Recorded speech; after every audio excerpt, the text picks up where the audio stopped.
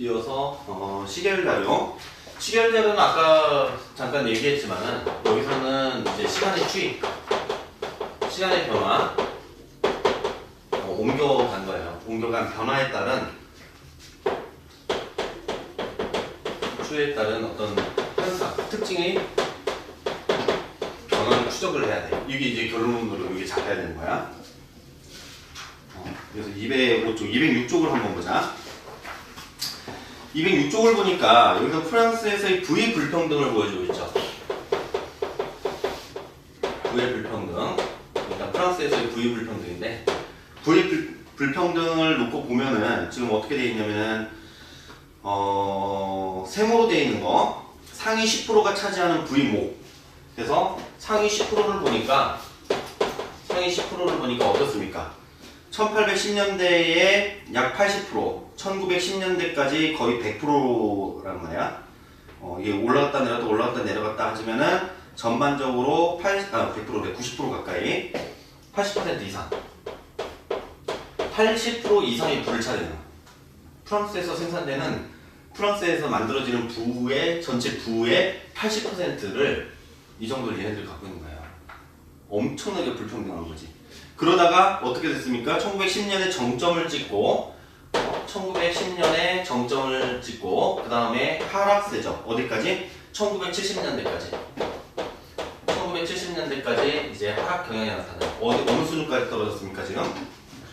그렇지, 60%까지. 그러니까 지금 상위 10%의 부의 점유가 많이 줄어들었어요. 이게 불평등이 완화가 된 거죠. 근데 상위 10%로 봤는데, 이거 말고 상위, 그 다음에 몇 프로야? 이제 네모로 되어 있는 거, 상위 1%를 보자. 이거 엄청난 거죠. 상위 1%가 전체 부의 약 50%, 50에서 60%까지. 1910년에 정점을 찍을 때, 이때 얼마를 차지했냐면 60%를 차지하는 거야. 야, 1%의 인구가 전체 부 60%를 차지하고 있는 거야. 여기서는 50% 이상. 그러다가 어떻게 됐습니까? 그 다음에는 하락을 하죠. 얘네들이 언제까지? 20%에서 20에서 25% 사이로. 얘네들도 하락을 했는데 20에서 25% 사이로 줄어들었어요. 그러니까 전반적으로 부의 불평등은 어떻게 됐다고 볼 수 있어? 부의 불평등은 어떻다? 시간이 지남에 따라서 이 100년 동안에, 200년 사이에 어떻게 됐습니까? 부의 불평등은 완화가 되고 있죠. 완화가 되고 있는데, 그런데 여기서 딱 끝나면 이건 좀 이상해. 왜?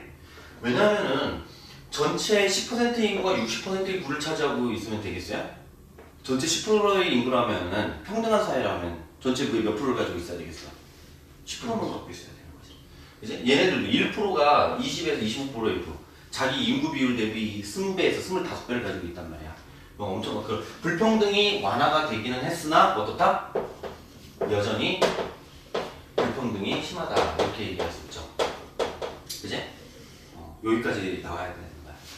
여기까지. 게다가 또 하나는 1970년에서 2010년까지 해서 볼 때 이게 변화가 별로 없어요. 그치? 이 상태에서 더 완화가 계속 하락하고 있는 게 아니란 말이야. 자, 이런 방식으로 여기서 시계열 자료에서는 시간 변화에 따라서 어떻게 변하고 있는지, 그 특징이 어떻게 변하고 있는지를 이제 서술을 이렇게 해줘야 됩니다. 우리가 연습으로 또 하나 봅시다. 여기서 지금 페이지를 넘겨서 208쪽에 있는 거 보세요. 208쪽. 208쪽에 보면은 한국 여성의 노동시장 참여율. 자, 노동시장 참여율하고 뭐가 나왔냐면 합계 출산율이 나왔어. 자, 여기서도 지표가 두 개죠. 노동시장 참여율하고 합계 출산율. 그럼 어떻게 돼? 얘네들의 상관관계가 있는가를 한번 살펴보는 거야. 노동시장 참여율이 어떻게 됐습니까? 1980년부터 2005년까지 25년 사이에 노동시장 참여율이 어떻게 됐어요? 이걸로 보면은 45.6에서 작은 숫자에서 큰 숫자를 보세요. 54.4로 증가했죠. 약 한 9%포인트 정도, 9%포인트 정도가 상승을 했습니다. 물론 여기서 보면은 이게 그 상승 정도가 좀 완화가 되거나 뭐 이랬을 수도 있는데, 이게 폭은 왔다 갔다 하긴 하지만 전반적으로 상승이야. 합계 출산율은 어떻습니까? 합계 출산율은 2.83명에서 지속적으로 떨어지고 있죠. 물론 얘도 중간에 1.59에서 1.65로 올라가긴 했어요. 근데 뚝 떨어져요, 다시. 그래서 어디로? 1.08명으로 감소를 하게 되죠. 1.08명으로. 자, 이게 그러니까 어떤 상관관계가 있는 것 같아. 여성 노동시장 참여율이 증가함에 따라서 합계 출산율이 감소하는 경향이 있다. 합계 출산율이 감소하기 때문에 감소로 인해서 노동시장 참여율이 증가한 것 같지는 않죠. 그지? 우리 사회에서 실질적으로는 이것 때문에 나타나는 변화니까 상관관계, 얘네들의 어떤 반비례 관계를 볼 수가 있는 거죠. 여기서 이렇게 표로 주어져도 어떻게 이렇게 특징적인 숫자들을 통해서 전체적인 경향을 파악해낼 거. 자, 그 다음에 이제 연습 이제 그 세 번째 거 연습을 봅시다. 여기서 똥골뱅이 4입니다. 분석 예시 2 대상을 이제 비교하게 돼 있어요. 여기서 보면은 그래프에서 보면은 이 그래프는 어떻게 돼 있습니까? 이 그래프는 이렇게 가다가 이렇게 돼 있고 하나는 이렇게 돼 있어요. 둘 다 증가하고 있어. 근데 하나는 위에 있는 그래프는 시간당 뭡니까? 생산량이죠. 이것은 시간당 생산량이고 밑에 그래프는 뭡니까? 시간당 실질임금이야.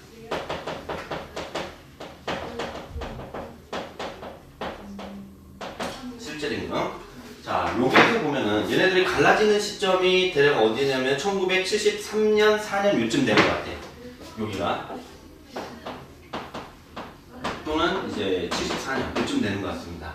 자, 갈라지는데 시간당 생산량이라고 하는 것은 1시간당 1시간에 생산할 수 있는 생산량을 말하죠. 그리고 시간당 실질임금은 1시간당 실제로 받는 돈, 그제? 이제 명목임금 말고. 자, 근데 여기서 보면은 여기 기준이 100이야. 100이고 맨 마지막에 2005년, 그러니까 이것도 55년 정도를 본 거지. 2005년까지 왔나? 거의 다 왔죠. 여기는 350이에요. 그러니까 1950년에 비해서 50년 사이에 어떻게 됐어요? 3.5배가 됐죠. 3.5배가 증가했습니다. 그제? 이렇게 예를 들어서 숫자를 다 쓰기 어려울 때는 이렇게 배수나 퍼센트나 이런 걸 이용해서 표현해주면 돼. 시간당 실질임금은 어떻습니까? 얘는 한 250에서 250보다 많은데 한 275쯤 되는 것 같아요. 중간형으로 275쯤 되는 것 같아요. 그러니까 여기서부터 실질임금은 여기서부터 봤을 때 대략 어떻게 100에서 2.15배 정도 증가한 거죠.